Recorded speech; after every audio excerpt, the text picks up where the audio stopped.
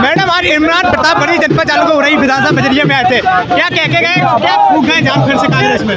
उन्होंने जनता से जीत के लिए अपील करी है और भारतीय जनता पार्टी की नीतियों की पोल खोली है कि भारतीय जनता पार्टी क्या कह करके सत्ता में आई थी और वो क्या कर रही है, और भारतीय जनता पार्टी के राज में किस तरह देश बर्बादी के कगार पे पहुंच गया है। उन्होंने भाजपा में बड़े प्रहार करे हैं मोदी जी के लेकर हर चीज़ में, और हिजाब तक के लाने बोला है। क्या लगता है कि परिवर्तन फिर होगी जनता? देखिए, हमारे यहाँ संविधान में धर्मनिरपेक्षता कही गई है।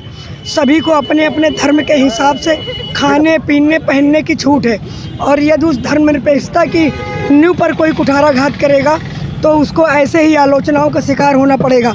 और यदि उसकी किसी ने भी वहाँ पर जा कर के उसका मुकाबला किया है डट करके, तो पार्लियामेंट में राहुल गांधी जी ने किया है, गलियों में दीदी प्रियंका गांधी ने किया है। मैडम, आपका 2-3 दिन बचे और एक हवा से चल गई फिर से लहर, बीच में रुकी थी लेकिन कांग्रेस की वो हवा फिर से चल बैठी है। अब इसको फिर कैसे लहर में लाएंगी आप? जी, आप इसके लिए आपको बहुत बहुत धन्यवाद।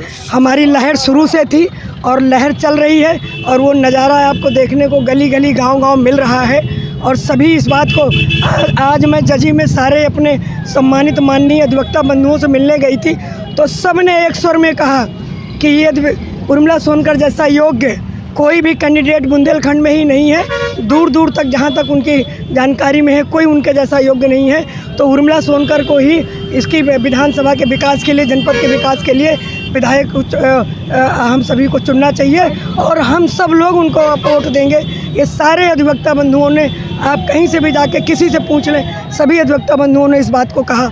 तो ये है कि ये लहर है इसीलिए, और आपने ये जो अपार ये समुदाय मेरे पीछे है, तो ये उसका प्रतीक है, और आप स्वयं इस बात को तस्दीक कर रहे हैं कि हाँ मेरी लहर है। मैडम, ऐसा हर वक्ता ने आपको संबोधित कर दिया है। कुछ नेता हैं, कुछ प्रत्याशी हैं जो कह रहे हैं हमारे सर्व समाज है, हमारी मीटिंग कर रहे हैं। 2-4 नेता बुला के वो कहते हैं ठेका ले लेते कि उनके हैं। क्या कहना चाहेंगे इस पर कि उनके सब समाज हितैषी हो जाएंगे, वो सभी नेता उनके हो जाएंगे जो पार्टी के अन्य लोग हैं? नहीं, देखिए, हमारे तो चूँकि हमारे जो कांग्रेस का जो मूल है, जो हमारा ढांचा है, तो हम तो सर्व समाज के उसकी बात करते हैं और संविधान पे चलते हैं। तो जहाँ तक ये है कि किसी एक नेता का जो महापुरुष होता है वो किसी एक का नहीं होता है।